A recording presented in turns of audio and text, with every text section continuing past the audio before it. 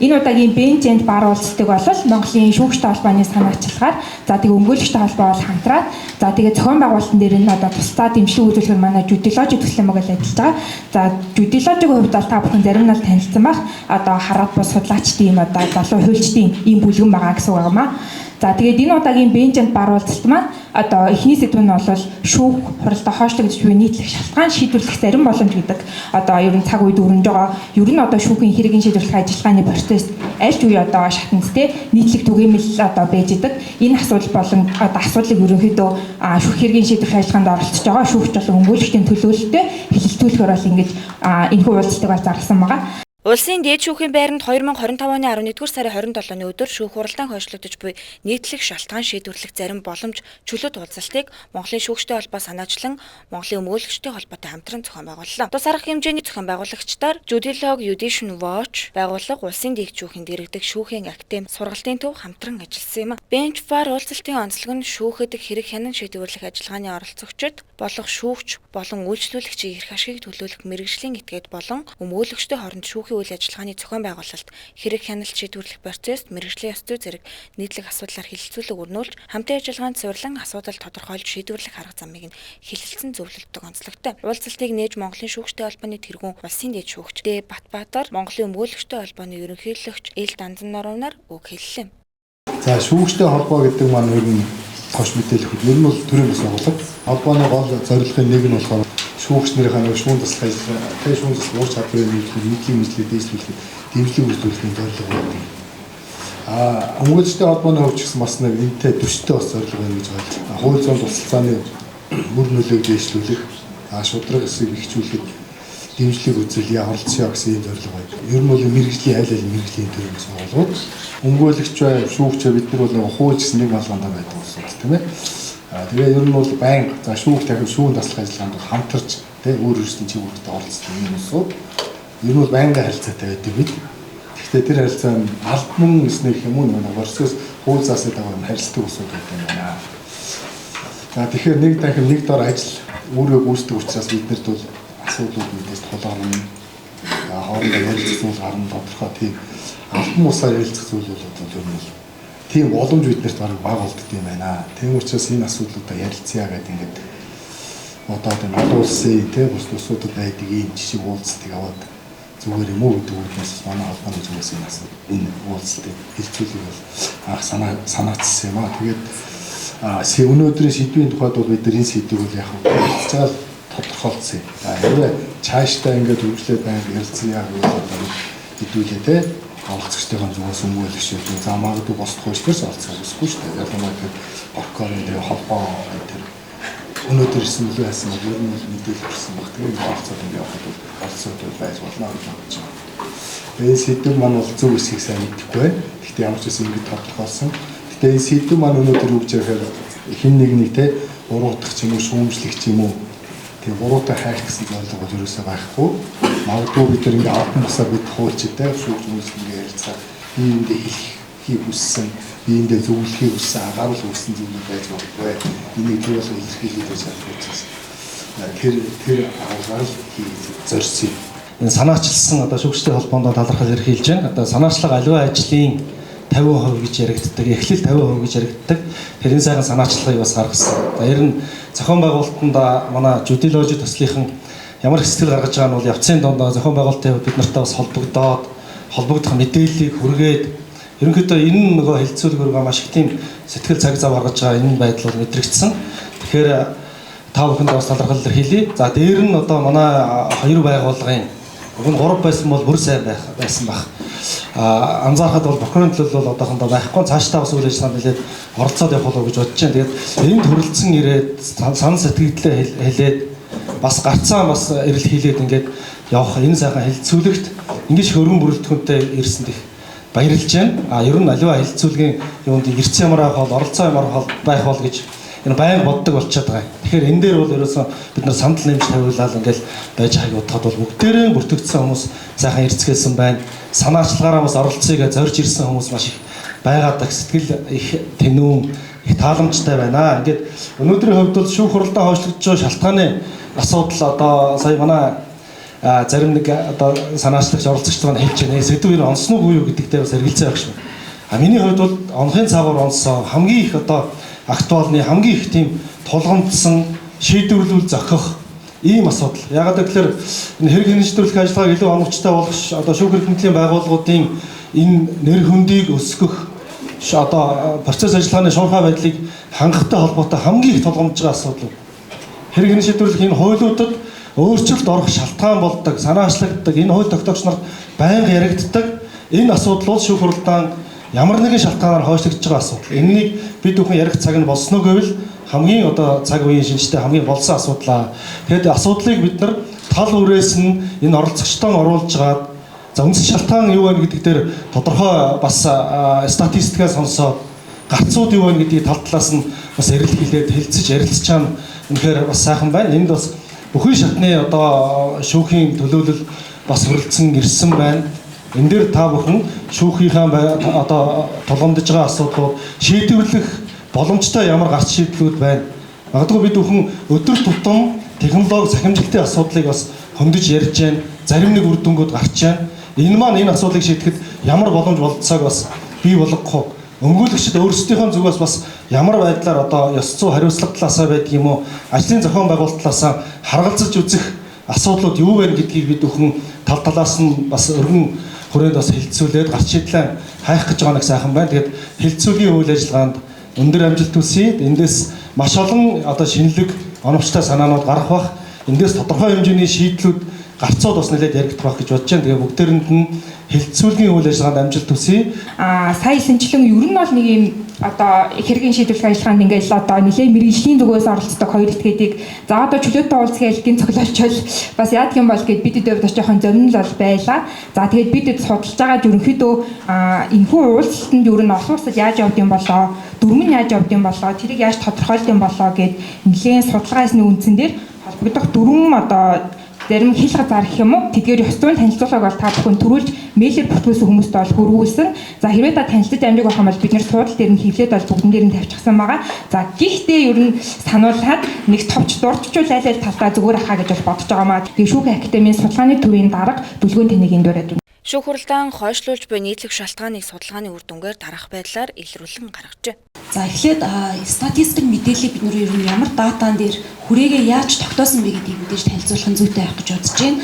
Бид хэд бол яг энэ одоо статистикийг гаргахад ажлын бараг 2-3 өдрөл биднэрт хангалт байсан.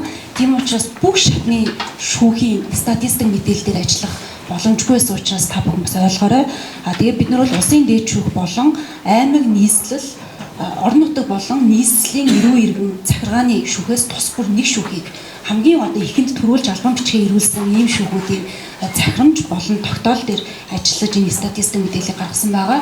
За мөн хугацааны хувьд болохоор 25 оны 1 сарын 1-ээс эхлээд 25 оны 3 сарын 31 буюу 1-р улирлын хугацаанд одоо шүүх хурлаан хойшлуулах хойшлуулалттай холбоотой гарсан захирамж тогтоолууд дээр ингэж зүйн шинжилгээ хийсэн гэдгийг хэлэх зүйтэй байгаа. Тэгэхээр бүх шүүх дээр хийгээгүй учраас яг өнөөдрийн танилцуулах одоо дүгнэлт анализууд маань магадгүй арай жоохон өөр өнцгөөс харсан ч байж магадгүй бах. Тэгэхээр тэрийг та бүхэн ойлгож зөөр хүлээж аваарай гэж хичээнгүйлэнгуймаар байна. За тэгэхээр та бүхэн ямар ч гэсэн бэлдэж өгсөн байгаа хэсэг дээр бол 1-ээс 20 дугаар слайд дээр бол статистик мэдээллийн дэлгэрэнгүй хэсэг байгаа учраас та бүхэн үзэж танилцаарай. Тэгэхээр би болохоор статистик мэдээлэл дээр хийсэн дүн шинжилгээний хэсгээ танилцуулаад явъя гэж үзэж байна. За хамгийн эхлээд бол шүүх хурлаан ер нь хойшлоод байгаа маань хэргийн оролцогч талаас болоод байна уу? За шүүхийн санаачлагаар одоо шүүх хурлаан хойшлогдоод байна уу гэдгийг бол авч үзсэн байгаа. За ингээд үзэнгүүд энэ гэхдээ анхан давах хяналтын шийдийг бүгдийг нийлүүлсэн байгаа тоо гэдгийг бас хэлхэн зүйтэй байх. За эрүүгийн хэргийн шүүхийн хувьд бол нийт 479 одоо шүүх хурлаан хойшилсан захирамж тогтоол байсан бөгөөд үүнээс нийт одоо 321 буюу 67% нь бол хэргийн оролцогчийн хүсэлтээр за үлдсэн 33% нь бол шүүхийн санаачлагаар шүүх хурлаан хойшлогдсон байна. За иргэний хэргийн шүүхийн хувьд бол нийт 2408 шүүх хурлаан хойшлогдсноос 1909 буюу 79% нь хэргийн оролцогчийн хүсэлтээр за үлдсэн 21% нь болохоор шүүхийн санаачлагаар хойшлогдсон байна. За дараа нь захиргааны хэргийн шүүхийн хувьд бол нийт 924 шүүх хурлаан хойшлогдож үүний 73% нь бол хэргийн оролцогчийн хүсэлтээр үлдсэн 27% нь болохоор шүүхийн санаачлагаар хойшлогдсон байна. За хэлбэр ажиллагааны шүүхнүүд энэ болохоор иргэний эрүүгийн танхим нийлцсэн байгаа гэсэн.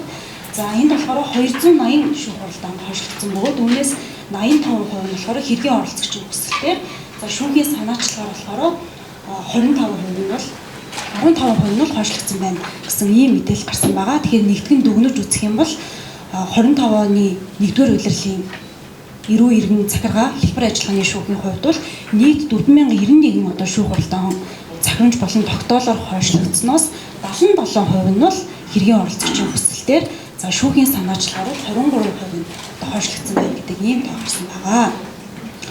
За дараагийн бидний дүгнэлт хийсэн зүйл маань юу вэ гэхээр хэргийн оролцогч хүсэлт гаргаад хойшлогдож байна тий. За нөгөөдөөр болохоор шүүхийн санаачлаа гэж. Тэгэхээр энэ давтагдаад байгаа хүсэлт болон хойшлогдоод байгаа шалтгаан нь өөрөө түгээмэл тохиолдоод байгаа шалтгаануудыг үл гаргаж ирсэн байгаа. Тэгэхээр хамгийн их буюу одоо топ 3 шалтгааныг бол бичсэн байгаа. За эрүүгийн эрхийн шүүхийн хувьд бол хэргийн оролцогчийн хүсэлтээр хойшлуулж байгаа шалтгаан хамгийн нэгдүгээр бол шүүх хуралдаанд давтсан гэдэг шалтгаан нэгдүгээр байсан. За дараа нь өмгөөлөгчтэй шүүх хуралдаанд оролцох хүсэлтэй байна гэдэг ийм хүсэлт байна. За мөн хэргийн оролцогчийн одоо эрүүл мэндийн шалтгааны улмаас хойшлох ийм тохиолдол бол түгээмэл ажиглагдсан. За нөгөөдөөр болохоор шүүхийн санаачлагаар хойшлуулж байгаа шалтгааны хувьд болохоор шүүгдэгч, хохирогч, одоо иргэдийн төлөөлөгч, хилмэрч, шинжээч нь шүүх хуралдаанд ирээгүй гэдэг шалтгаан. За мөн нэмэлт ажиллагааг хийх прокурорт даалгасан гэдэг үндслээр шүүхээс одоо шүүх хуралдааныг хойшлуулж байгаа ийм одоо нөхцөл байдал ажиглагдсан байгаа. За ингээд энэ статистик мэдээллийг одоо цуглуулж яхад дараа нь ингээ анализ хийж яхад биднэрт ажиглагдсан зүйл юу вэ гэхлээр яг шүүх болгон дээр одоо бид нар түүхийн мэдээ гэж ярьдаг тий. Түүхийн мэдээнүүд байгаа болно хойшлогдсон хүсэлт шалтгаан нь юу вэ? За тухайн шалтгааныг хуулийн ямар зүйл залтаар шийдвэрлсэн тий. За хэн хүсэлт гаргасан гэдэг зүйлүүд бол ямар ч гэсэн Excel дээр ингээ байгаад байгаа. Гэхдээ тэр Excel-үүдийг нь харангууд, файлуудыг харангууд энэ мэдээлэл маань шүүх болгон дээр харилцан адилгүй байдаг. Зөвхөн хуулийн зүйл залтанд байгаад шалтгаан байхгүй. Тэгээ эсвэл зүгээр л өмгөөлөгч горигчдаг. Өмгөөлөгчийг яасан гэдгийг мэддэгддэг. Ийм тохиолдлууд маш их байсан учраас бид нар ер нь энэ шийдвэр захирамж тогтоолуудыг яг аваад өөрсдөө ингэж үзсэн гэр юм байна, ангилж үзсэн гэр юм байна гэж үзээд нэгсэндээ энэ статистик мэдээлэл гаргасан байгаа. Тэгэхээр нэгдүгээр бид нар юу гэж магадгүй шүүх болгон дээр байгаа тухайн одоо датаг оруулахдаа Excel файл дээр оруулахдаа шүүх хуралдаан хойшлуулж байгаа хэний хүсэл дээр хэний ямар шалтгаан байгаа даа буцаагаад энэ шалтгааныг хуулийн ямар зүйл залтаар одоо шийдвэрлэж байгаа гэдгийг нэг дэлгэрэнгүй нэгдсэн журмаар ингэж статистик мэдээлэл гаргах нь бас зүйтэй байж магадгүй гэж бодож байна тий. За дээрэс нь шүүх болгон дээр гараад байгаа энэ дата мэдээллүүдийг тухайн шүүхийн статистик болон шүүхийн ерөнхий зөвлөлөөс гарч байгаа шүүхийн статистик дээр бас тодорхой хэмжээнд тусах нь зүйтэй байх тий. Тэгэхгүй нөгөө шүүхийн ерөнхий зөвлөлөөс гаргаж байгаа статистик мэдээлэлдэр бол хойшлогтой холбоотой асуудал байдаггүй тий. Шүүх болгон дээр зарим шүүхийн хувьд бол шүүхийн тайлан дээр нь бол зөвхөн шүүх хуралдаан хойшилсан тоо байгаа боловч ямар шалтгаан хэдэн удаа хугацаа нь хэдийн тий хэний хүсэл дээр ингэдэг нь ерөөсөө байдаггүй тий. Тэгэхээр энэ мэдчлэн асуудлуудыг магадгүй тэр шүүхийн статистик дээр олон нийтэд мэдээлэх нь зохистой юу үгүй юу гэдгийг бас бүгдээрээ бодолцох ёстой байж магадгүй байх гэж бодож байна тий. Шүүх хуралдаан хойшлогдож буй давтамжийн тухайд, шүүх хуралдаан хойшлогдож буй хугацааны тухайд, шүүхийн сургалт судалгаа мэдээллийн академийн судалгааны төвийн эрдэмтэн нарийн бичгийн дарга Б Дүлгөөн танилцууллаа. Тус уулзалтын үеэр шүүгч өмгөөлөгч нараас шүүх хуралдаан хойшлогдож буй нийтлэг шалтгаан шийдвэрлэх зарим боломжийн талаар судалгаа авч судалгааны үр дүнг тухай бүртэн танилцуулж шүүгч өмгөөлөгчийн тухайн асуудлыг өөрсдийн саналыг хэлж харилцан ярилцсан үр дүнтэй ач холбогдолтой уулзалт болсон юм. Цаашид шүүгч өмгөөлөгчнөр шүүхийн процессын үйл ажиллагааг гүндэтгэх иргэдийн шүүхээр шийдвэрлүүлэхэд гаргасан нэхэмжлэл гомдлыг цаг тухайд нь түргэн шуурхаа шийдвэрлэх талаар өөрсдийн зүгээс анхаарах асуудлыг чөлөөтэй санал бодлоо илэрхийлж байсан юм. Саяны статистик мэдээлэл Дүлгөөн дарга танилцуулсан мэдээлэлтэй холбоотойгоор санал бодлоо илэрхийлжээ. За энэ хүү одоо арга хэмжээ маань ерөнхийдөө нэг анхны байдлаараа дүр төрхийн хувьд ч гэсэн хэлбэрийн хувьд ч гэсэн агуулгын хувьд ч гэсэн Монголд нэг юм шинэ хэлбэрийн хилцүүлгийн зүйл болж байгаа учраас хэдүүлээ дүрмээ дагаа гэж хэлсэн. Тэгэхээр гурван шүүгч өмгөөлөгч маань санал бодлоо илэрхийлэхдээ өмгөөлөгчд маань шүүгчийн байр сууриас шүүгчд маань өмгөөлөгчийн байр сууриас солигдох байдлаар өөрсдийнхөө санал бодлыг илэрхийлэх юм шүү. Одоо 2 буюу түүнээс дэш хойшлоод энэ эрүүгийн хэргийн шийдвэрлэх ажиллагаанд саад учруулахаар байвал гэдэг асуудал дээр шүүхийн зүгээс санал оруулж хагаад ер нь шүүн засаг ажиллагааны саад учруулахаар бол гэдэг энэ зохицуулалт ороод 34.12-ийн 3 гэдэг заалт орцсон. Энэтэй холбоотой гэхдээ яг нөгөө хууль тогтоогчийн үзэл санаанаас жаахан буруу зөрүүтэй ойлгоод бичгүүд холбоон дээр ирээд байгаа. Тэр үгээр энэ одоо өмгөөлөгч бол хурал хойшлуулах хандлага гаргаж байна. Энэ дээр хариуцлага тооцоо шиг ирээд байгаа. Энэ бол яг энэ хууль тогтоогчийн үзэл санаа бол ажлын хэсгээр маш яригдаад протокол дээр энийг тэгж ойлгоно үстэйгээд тогтсон асуудал бол Зөрчлийн тухай хуулийн 1.8-7 гэдэг заалтаа хурлын асуудал дээр хойшлуулаад байх юм бол шүүгч эрх хэмжээний хүрээнд хариуцлага тооцох асуудал байгаа. Ингэсэн тохиол зөвхөн өмгөөлөгчтэй холбоонд мэдээлэл нь энэ дээр зөвхөн мэдээллийг бид нар хадгалаад цаашид зөвлөмж шаардлага өгөх буюу энэ зорилгоор явах ёстой. Бусдаар бол өмгөөлөгчтэй болоод давхар хариуцлага тооцох гэж ойлгоод шүүхүүдээс тийм мэдээлэл ирээд байгаа учраас энийг бас цааш нь анхаарах ёстой болов гэж. Хоёрт энд бас манай өмгөөлөгч гэхөө шүүгч гэхөө энд их чухал санал гаргасан. Энэ байр танхимын хүрэлцээтэй холбоотой асуудлыг бид бүхэн байнга ярьдаг, хэлдэг. Өмгөөлөгч нар хамгийн их одоо энэ хууль тогтоогч нар гэдэг юм гадаашаа нөлөөллийн юмнуудыг маш сайн хэлж байгаа их урам авууштай. Хоёрт одоо бидний холбооны зүгээс үзэл бодол байр суурь илэрхийлэх тохиолдол болгондоо хэлж яваа. Гэхдээ энд бас нэг анхаарах асуудал байгаа. Шүүхүүд бол боломжоор ингээд байр гаргаад байх шиг байгаа. Гаргасан байрыг яг үр нөлөөтэй ашиглах тал дээр бол өстой онцгой анхаармаар байгаа. Өнөөдрийн хувьд бид нар нэг шүүхээр бүр ороод гарлаа. Өмгөөлөгчийн өөрөө прокурор гэж байна. Гэхдээ прокурор нь онгорхой байна, ашиглалтай байна. Өмгөөлөгчийн өрөөний төлхөр олдсонгүй. Дотор нь харсан гаднаас нь одоо харсан чинь агуулах болгоод баахан ингээд хайрцаг сав ингээд бөөгнүүлчихсэн. Энэ өмгөөлөгчийн өмгөөлөгчдөд ашиглуулах зорилгоор ашиглуу одоо гаргасан бол энэ зорилгоор нь ашиглуулмаар байна.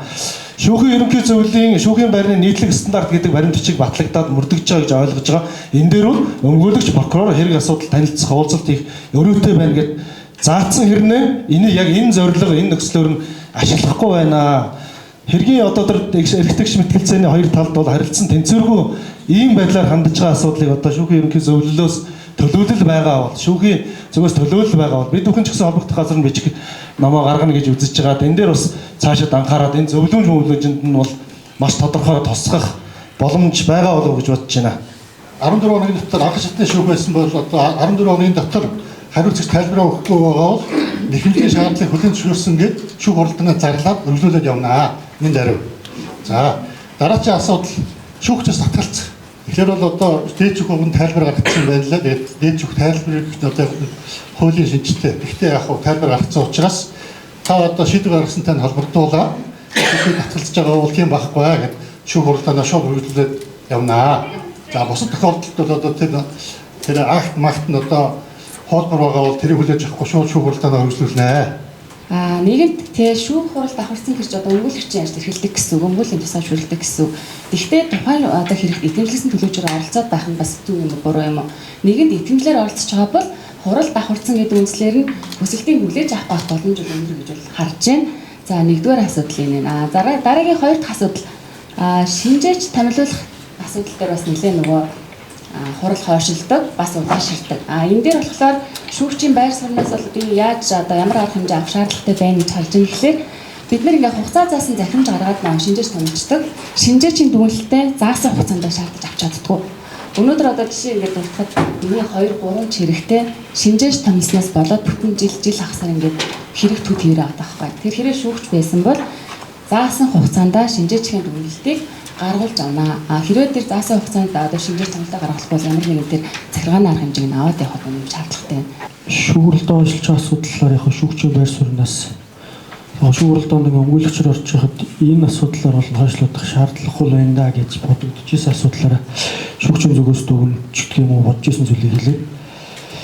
Ер нь бол энэ яг хамгийн их хойшлж байгаа шүүх бол захиргааны иргэн шүүх байгаа. Тэр шүүх дээр бол нэг ийм асуудлаар хойшлоод байна. Итгэмжлэгдсэн төлөөлөгч нь ээлжийн амралттай эсвэл байгууллагын уралдаан гэдэг ингээд төсөлд гаргачаар хойшлж байгаа байхгүй. Тэр энийг бол ер нь яг яагаад ямар үндслээр яг ямар өчтөд ингээд бодол төрчдөг.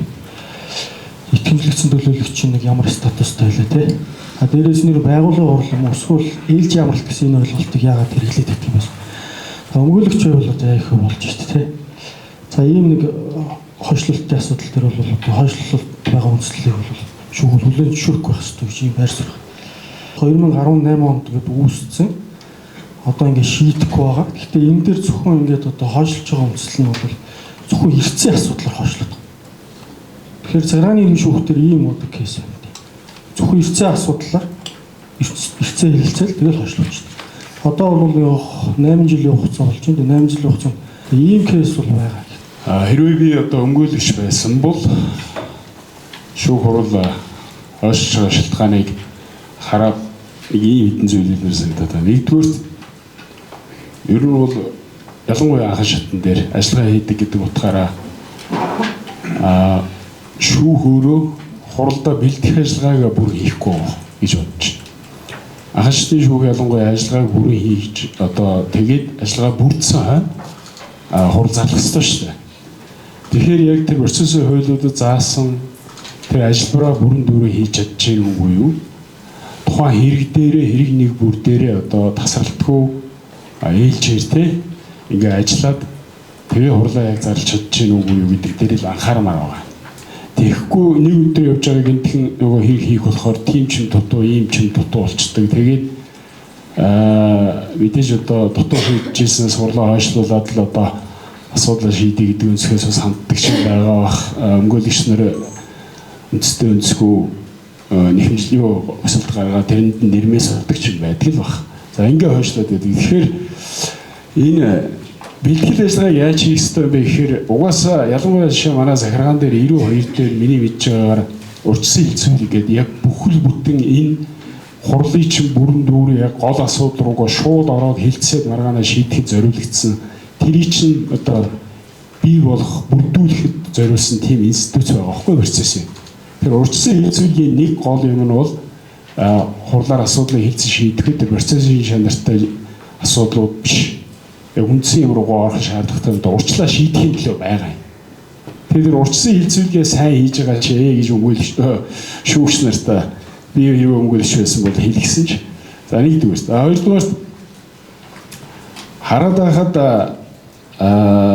захиргаан дээр одоо алга болж чадсан болов гэж найдаад байна. Жишээ нь ягаад бид нар байж байхдаа энэ хурал товлохдоо захиргаан дээр нэг үндэслэл нь бол тэр урьдчилан хилцүүлгийн үндэслэл бол юу ч гэдэг нөгөө хурал товлох асуудлыг хэлцэх. Бүр тусдаа ингэж урьдчилан хилцүүлэг хийдэг байхгүй юу? Хурлаа товлохын тулд. Тэгээд тэн дээр яаж юм гэхээр өмгөөлөгчийг таны одоо тэдэн сарын тэдэнд энэ хэргийг товлвол таны одоо календар болж юу? Миний календар бол яах вэ? Би болж байна. Бас тэр ажиллагаанд явуулж байгаа энэ бар бенчд байгаа бүх хүмүүс тогтсон зөв өдрөө урьдчилан хилцээд ингээ хурлаа товлдог. Одоо би хэвээрээ байхад гэж найдаж байна анхан шат мат дээр. За ингэнгууд яадаг вэ гэхээр өмгөөлөгч ингээд улаан нүрээ харж байгаа бид нар чинь өдрөө товлцсон учраас тэр болгоо одоо тийм онцгүй юмар хурлаа шүүх хүсэл гаргахгүй шүү дээ. Нэгэнт бид хамт сууж агаад бие биенийхээ календарыг мэдж байгаа товлсон учраас. Тэгэхээр ийм одоо ажиллагаагаа бүрэн хийгээч. Хэрвээ одоо би өмгөөлөгч байсан бол шүүгч нар өмгөөлөгч нарыг оролцуулж тэдний дээр календарыг одоо хараад өөрсдөөс тэр саналыг аваад болж байгаа мó болохгүй юм. Тэг өөр хуралд авцсан байвал болохгүй л гэдгийг хэлэх байлгүй дээ. Сарын дараа хэлжсэнээс өнөөдөр хэлээд арай өөр өдөр товлуул зүг болов гэсэн ийм хүсэлт хэлэх байсан. Ер нь бол шүүх хурал хойшилж болдгүй зүйл бол биш. Хойшилж болохгүй зүйлч биш. Хэргийн оролцогчдын эрх хэрэг маргааныг үнэн зөв бүрэн дүүрэн бодтойгоор шийдвэрлэх шаардлагатай гэж шүүх хурал хойшилж болно. Хойшлох боломжтой. Хуйлаач тийм хэргийн оролцогчдод ч хүсэлт гарах хэрэгтэй. За, иргэний иргэн шүүгчээр ажиллаж байгаа учраас иргэний иргэн шүүгчийн судалгаан дээр бол хэргийн материал танилцдаг. Үндсэн олонх нь гарсан гэсэн судалгаанаар харагдлаа. За, хэрвээ би одоо өмгөөлөгч байсан бол шүүхээс үсгэх юм уу, шүүгчээс үсгэх гэдэг зүйл дээр бол хэргийн материал танилцах боломж одоо биднэрт үнэхээр байхгүй юм шиг харагддаг тийм ээ. Байр тавьмын байдал нэгдүгээр орон байрны асуудал шүү дээ. Ижлийн байрны. Одоо чинь Баянгол хаан улс сууны дөрөв шүү 3 байран дээр тараад адилж чинь. Тэр байгаа зайд нь тэр одоо байгаа хэргийн ачаал буюу одоо нэг шүүгчдэр 200 хэрэг байгаад шүү дээ. Гар дээр 160-аас 200 хэрэг. Тэр хэмжээгээр хэрэг оролцсон тоон ингээд 2 үржигдэхээр хэд болох вэ тэ ойлгомжтой. Тэгэхээр тэр байгаа шүүхийн танхимын иргэд үүсэх талбайг хэдүүлээ метр квадрат бодох юм бол хэргийн метр танилцах ямар ч боломжгүй байдалтай. Тэгээ тэн дээр одоо хууль зүйн тусалцаа үзүүлэх ийм бас өвчлөл орчиж байгаа. Тэгэхээр шүүх уулын одоо шүүхийн байрны асуудлыг маш одоо төрөв байгууллагаас шийдэхгүй бол энэ шалтгаалаад хэргийн материал танилцах боломжгүй байдал үүсээд тэр нь цаашаа шагныг шүүх хурал тоглоход ер нь шахуу байдлаар тоглоо явдаг. Иргэний хэрэг дээр бол урьд цэцэрлэж байхгүй шүү дээ тий. Урьд цэцэрлэх мэтээр баргадаг ингэж одоо практик хэрэглэн явж байгаа юм тохиолдол байгаад. Тэр нэгдүгээр байрны асуудлыг шийдэх хэрэгтэй гэдэг асуудлыг бол өмүүлжин байр санаас хэлэх гээд. Хоёрдугаар бол шүүхээс бас хүсэх зүйл юу вэ гэвэл одоо бас цогцолж хэлж штэ хэргийн бэлтгэл ажилтай шүүх хуралдааны шүүхийн зархааны мэргэжлийн ажлыг яаж бэлтгэх юм бэ гэдэг асуудал дээр одоо бид нар ярихгүй бол шүүхийн зархааны мэргэжлийн ажлыг бол шүүгч нь өөрсдөө баг бэлддэг байхгүй хамгийн газар үндсэн ажлынхаа баг 70% муу баг хувьд нь хамгийн газар зархааны ажлыг бэлтгээд байна штэ шүүгчнүүд баг 30-40% зарцуул бэлддэг бид нар баг А үсгийн заа хэмжээний бичиг үсгийн баг ингээд буруу зүйл хөдөлтөнд хэмжээ штэ энийг шүүгчнэр хийх ёсгүй байхгүй. Тэгэхээр энэ шүүхийн коллеж гэдэг юм шүүхийн зархааны ажлыг бэлтгэх асуудлаа ярихгүй бол яг энэ яриад байгаа юм чинь буцаагаад шүүхийн хэрэгээ болсод том мэдчих чадахгүй байх бэлтгэл ажлыг хангаж чадахгүй шалтгаалаад шүүхийн зархааны ажлыг бэлтгэж чадахгүй болоод энэ өөр үсрээд нөгөө шүүх хуралд хойшлох нь том шалтгаан дээр чинь өөрөө буугаад байна. Тэгэхээр өмгөөлчийн зөвлөлд энэ хоёр зүйлийг маш их хүсгэл байж хэлэх гээд. Хуулинд өөрчлөлт оруулахгүйгээр хууль хэрэглээнийхээ нэгдсэн байдлыг бий болгоод хуулийн дээр байгаа боломжоор бүгдөө яаж хурлаа хойшлуулахгүй байх вэ гэдэг бас юм ярих боломжийг олгооч гэж нэгдүгээрт хэлж байна. Энэний бүр хэрэгцээ шаардлагатай байгааг сая Даштандуу шүүгчийн хэлдэг. Урьдчилсан хилцүүлэг дээр шүүгч нар үндсэн шүүх хуралдааныхаа үндслийг бариад ингээ хойшлуулж байна гэх. Энийг чинь бид нар ингэж хэрэглэх ёстой шүү дээ. Энэ дээрээ бид нар хүсэл тавьж байгаа өмгөөлөгч нь анхаарэ, шийдэж байгаа шүүгч нь анхаарэ гэдгээ бид нар хуулинд байгаа боломжийг ашиглаад энд ярмаар байна нэгдүгээр. Хоёрдугаарт шүүхийн байрны асуудал нь эрүүгийн хэрэг дээр ч байна, иргэний хэрэг дээр ч байна. Энэ дээр бол яаж юм гэхээр иргэний хэрэг дээр бид нар ороод хэргийн материалтайгаа оролцогчид танилцаа суучвал нөгөө туслахууд нь зөрөх зай байхгүй. Ийм тохиолдолд бид нар хэргийн материалаа хаана танилцах вэ? Зааланд нь ороо суухаар дараагийн хурал орлоо гэдэг хөөдөг. Тэгэхээр энэ биднээс хамаарахгүй одоо шүүгчээс, өмгөөлөгчөөс, бусад оролцогчдоос хамаарахгүй нөхцөл байдал нь бол энэ байгаа. Яг энэ дээр зүгээр бодит байдлыг хэлэхэд шүүх хуралдаан нөгөө зарладаг, шүүх хурал зарлалаа гэдээ уцаар ярьдаг. Уучлаарай яг энэ өдөр хуралдаа байна гэхээр манай хэргийн хугацаа болоод байна. 50-аас өөр хүсэл. Хурлаа зарлахаас өөр арга алга. Та наад хүсэлтээ хурал дээр гаргаа гэдэг. Ингээд өмгөөлөгчд өөр хурал дээрээ өмнө зарлагдсан хуралтай гэж хүсэлтээ гаргахаас өөр ямар ч боломж байхгүй. Энэ чинь болвол зохиомлоор ингээд өсөд байгаа тоо байхгүй юу? Нэгдүгээр. Хоёрдугаарт болохоор түрүүн отгон жаргал өмгөөлөгчийн хэлсэн нөгөө итгэмжлэгдсэн төлөөлөгчтэй холбоотой асуудал. Итгэмжлэгдсэн төлөөлөгчтэй одоо шүүхийн практикт бол харьцангуй өмгөөлөгч итгэмжлэгдсэн төлөөлөгчөөр орж байгаа тохиолдолд шүүх хуралдаан давхарцсан гэдэг үндслийг бол хүлээж авахгүй байгаа боловч мэрэгжлийн бос хүмүүс итгэмжлэгдсэн төлөөлөгчөөр орж ирж байгаа. Тэгээ яг нөгөө бенчэнд бар уулзалтын зорилго маань бас одоо юу штэ те бид нэгээд нийтлэг асуудлаа яриад эндээсээ ямар нэгэн санал зөвлөмжтэй гарьяа гэж байгаа. Эргээд нөгөө хоёр талын одоо мэрэгжлийн этгээдүүдийг оруулж байгаа бас нэг шалтгаан маань тийм штэ те. Тэгээ түнгүүтээ энэ уулзалтаас жишээлбэл энэ өдрийн хуралдаанаар бид нэр одоо зөвлөмж гэж гаргана уу, дүгнэлт гэж гаргана уу хэлбэрээ бол одоохондоо тогтоогүй та бүхний санал юу байна гэдгийг сонсъё.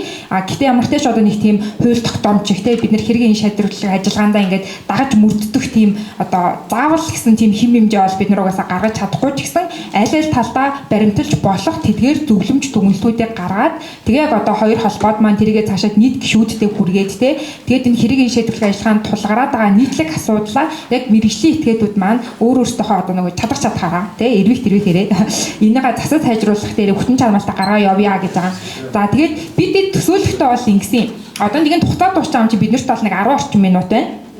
Хүмүүсийг дахиад та бүхэн саналаа хэлчихээ юу гэж бодож ин гэдээвэл хүн болгоны саналыг бол бид нэр сонсож чадахгүй хэцүү байх хэрэгээ зөвлөмж гаргахад тийм болохоор яг хөө бид нар нөгөө холиод суулгацсан та нараас зарим нь ярьж амжаагүй байх. Тэнгүүд эргээд нөгөө шүүгчтэй холбооноос ийм одоо санал зөвлөмж гарвал тийм өмгөөлөгчтэй холбооноос би өмгөөлөгчдийн төлөөллөөс ийм санал одоо зөвлөмж гарч ийн гэдэг зүйл гаргаад эргээд цаашаа гишүүд рүү явуулах учраас ер нь ингээд та боломжоор шүүгчнэр маань одоо хэсэг бүлэг болж нэг 5 минут за би ийм санал оруулмаар байна гэдэг энэ бичсэн саналаа та бүхнийг яриад гаргаад өгөөч. За өмгөөлөгчнэр маань одоо дахиад нэг хэсэгтээ тий 5 минут цуглаад За би бол ийм саналуудыг хамгийн түрүүнд одоо оруулахын нийт тэргуунд гэж бодож байна гэдэг тийм нийтлэг асуудлаа гаргаад өгөөч гэж хүсэж байгаа. Хүн болгоны оруулах юм бол бид нар 30-40 зөвлөмж гаргаад өгчүүл хэрэгжүүлэх гэж хэцүү баг. Тийм болохоор та бүхний нийтлэг нэг 5-6 тэдгээр зөвлөмжийг гаргаад өмгөөлөгчдийн зүгээс энийг хийжээ. Шүүгч буюу одоо шүүхийн байгууллагын зүгээс энийг хийжээвэл бид нар өнөөдөр ярьсан нийтлэг асуудлаа шийдвэрлэж явах боломжтой байна гэдэг одоо ийм санал зөвлөмжийг гаргаад өгөөч гэж байгаа. Тэгвэл зүгээр шүү дээ тий.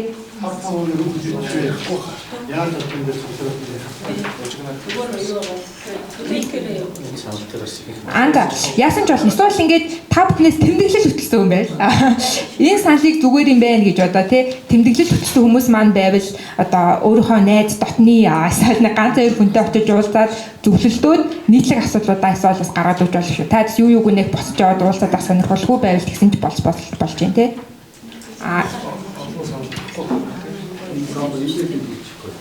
За тэгвэл бол ингээ нэгэн хэдүүлийн цуглаад 10 минут үлдчихсэн байгаа юм чинь яг энэ сүүлийн 10 минутанда одоо энд яригдаагүй үлдсэн боловч өнөөдөр бидний зарласан сэдвийн хүрээнд нэн чухал юмаа гэсэн яг тэр нэг асуудлыг ямартай ч 1 хүнд 1 минут гэдэг үү 2 минут бол бас нэлээд удаан харагдаад байгаа юм. Тэнгүүд 1 хүнд 1 минут өөрөөхөө яг нэг л тэр асуудлыг хэлээч ард нь шийдлэвэл хэлээч гэд тэгсэн чинь амар болгон гараа өргөд байна те. Гээд ер нь нэг надад нэг ийм санал байгаа. Бид нар баахан мэрэгжлийн ёс зүйн дүрмд баригдсан хоорондоо уулзч чаддаг хоёр оролцогч байгаа шүү дээ. Өнөөдөр шүүгч мөнгөлөгч. Тэгэхээр энэ шүүгч эсвэл шүүх бүрэлдэхүүнтэй шүүх хуралдааны бус үед уулздаг энэ зөвшөөрсөн хэмжээг энэ процессын хүрээнд оруулах цаг болсон. Амьдрал баян шүү дээ. Зөндөө юм болно. Тэр холбогдлолтой нөгөө баримтыг заавал нөгөө хуралдаанд уулзсан өдөр очиж тэр олон хүнийг цуглуулаад одоо тэгэл нөгөө хурлаа хойшлууллаа эднийх юм санаатай боллоо. Гэтэл шүүх хуралдааны бус үед энэ асуудлыг шүүгчтэй мэтгэлцэгч талуудын ажил нь байлцж байгаа тэр уулздаг ийм зөвшөөрсөн хэмжээ хуульд одоо орох цаг болсон. Ийм тодорхой санал хэлэхэд хуулийн баримт ажилдаг өмгөөлийн туслахуудыг энэ хэрэгэний шийдвэрлэх ажиллагаанд ер нь оролцуулахгүй байх шаардлагатай гэж бодоод байна. Хуулиудыг харахаар өмгөөлөгчийн туслах бол өмгөөлөгч биш. Ямар ч хууль хэрэг харийн шийдвэрлэх ажиллагаанд оролцохын хуулийн зохицуулалт байхгүй. Хуульчийн эрх зүйн байдлын хууль, за тэгээд өмгөөлийн тухай хууль энэгээр бол ямар ч тийм оролцоо байхгүй байгаа. Энэ оролцооноос юу гэхээр нэг өмгөөлөгчийн туслах ирээд хэргийн материалтай танилцсан нэг нь дахиад эрэхтэй өмгөөлөгч аавна гэдэг. Гэтэл нөгөө фирмийнх нь өмгөөлөгч хүрээд ирж байгаа. Тэгэхээр энэ асуудал чинь шүүх хуралдаа хойшлох маш олон шалтгаан болоод энэ хэдэн зуугаараа энэ дээр хэвлээ 700 300 гэдэг ийм тоо гарч байгаа учраас нөгөө талын өмгөөлөгч нь энэ асуудлыг нөгөө талынх нь өмгөөлөгчийн туслах ирж байгаа бол шаардлага тавьдаг, шүүхтийн шаардлага тавьдаг. Энэ ажиллагаанд оролцох эрхгүй субъектыг ягаад шүүгчтэй хуралд оролцуулаад байгаа юм бэ гэдэг асуудлыг тавьдаг байх хэрэгтэй байх. Шүүгчич бас энийг өмгөөлөгчдийн холбооны сайтн дээр нөгөө туслахуудын бүртгэл байлаа шүү дээ. Тэндээс чинь тусгаараа дамжуулаад харцдаг байх хэрэгтэй гэж бодож байгаа. Энэ асуудал бол одоо яг энэ урд байгаа энэ асуултан дээр бол нэлийн асуудлыг бууруулах байх. Дээрээс нь нөгөө туслагч нь дадлага дуршлаг муутай учраас болсон болоогүй өсөлтүүд гаргана. Манай өмгөөлөгч нар ороод ирвэл тийм асуудал ер нь жигдрэн штэ гарахгүй байх. Ийм агуулга ийм зүйлийг хэлэхэд одоогийн 30 төгөлдөр хуулийн хүрээнд бол энэ асуудлыг хэрэгжүүлээд явах бол шүүгчнэрийн хувьд бол бүрэн боломжтой гэж бодож байгаа. Үнэхээр хэргийн тоо ачаалал их байгаа учраас яг цаг хугацаанд өнөөдөр гэхэд яг миний гар дээр 800 гаруй хэрэг байна. Тэгэхээр хүсэлтийг хугацаанд шийдээд эрхийн актыг гаргадаг энэ цаг хугацаа яалч үнэхээр биднэрт хүндрэлтэй байгаа. За манайд 10 гаруй шүүгч бол 1000 гаруй явцсан. Тэгэхээр ийм тохиолдолд бол үнэхээр илүү цагаар суугаад амралтын өдрөөр суугаад бид нар амжихгүй. Тэгэхээр одоо энэ нэг яаж шийдэх ёстой гэцэг бол мэдэхгүй. Бид нар бол чадлаараа асуудлыг бол тавьж байгаа. Тэгээд одоо нэг өдөр шийдэгдэл байх. Уулзалтын төгсгөлд шүүгчтэй холбооны удирдах зөвлөлийн гишүүн захиргааны хэргийн давтцаалдах шатны шүүгч Зэган зориг тус уулзалтын талаар өөрийн саналаа илэрхийллээ. Шүүгчтэй холбооны удирдах зөвлөлийн гишүүнээр өнөөдрийн хэлцүүлгийг зохион байгуулж байна. За та бүхэнд чөлөөтэй ирээд тогтсон сэдвийн хүрээнд нээлттэй хэлцэнд талархаж байна. За манай шүүгч өмгөөлөгч нар бол цахим орчинд бие бинийгээ дуэл дуудаж ирсэн тийм ээ. Бас тэгээс мэдж байгаа. Ирсэн баярлалаа. За өнөөдрийн сэдвийн агуулгал яг үндсэндээ хууль тогтоомжийг болон болох санал гэхээс илүүтэйгээр яг бидний практик амьдралд тулгараад байгаа механик хүчин зүйлүүд юу юм бэ? Тэрийг тодорхойлъё, бууруулъя гэдэг арга замыг илэрхийлэх зорьсон. Та бүхэнд нэлээд чөлөөтэй ярилцлаа. Эхний үр дүн бол маргаашнаас эхлээд та бүхэн өөрсдөөс хамаарах хүчин зүйлээ эргэж харж өгөөч. Шалтгаангүй хаах төхөө болооч. Хурал давцааг байхад давцмал үндэслэр ус төхөө болооч гэдэг нь шүүх шалгадаг шүү дээ. Хурлан дууссан давцах байхгүй гэдгийг шалгаад тогтоож байхад давцлаа гэж үсдэг өгдөг тийм. Маргаашнаас эхлээд та бүхэн энэ дээр анхаараач. За шүүхийн зүгээс ямар хүчин зүйл байгаа гэдгийг бид бас сонсч ярилцлаа. Холбогдох байгууллагууд нь санал хүсэлтэд уламжлая. За шүүгчдээс хамаарах, шүүгчийн туслахуудаас хамаарах асуудал дээр бол холбооныхон шугам шүүгүүддээ бас уриалга хөрвүүлье. Өнгөлөгчд боломж гэсэн та бүхэн мүүлэгч нартай уриалга хөрвүүлээд өрөө гэдэг дээр энэ зүйл хэлэх гэсэн юм баярлалаа. Таасаа бенчэнд бар уулзалт маань ямар байдлаар явах ёстой юм бэ гэх юм бол одоо аль нэг холбоонууд маань ээлжид санаачлах маягаар зохион байгуулалт яваач гэж хүсэж байгаа. Энэ одоо уулзалтын хэлбэр нь бид нэр заавал ийм байхыг шаардахгүй тий. Эхний удаадаа бид бол жишээлбэл өөрсдөө бодсон байхгүй юу? Дараагийн уулзалтаа би өмгөөлөгчтэй холбооноос зохион байгуулж одоо өгөх юм санал одоо хүсэлтэйгээр тавьж байгаамаа. Тэгэхээр таад маань үүнийг бас дотоодоо хэлэлцээрээ жудиологийн төслийн зүгээс одоо зохион байгуулалтын төсөлд хэмжээ авах боломжтой.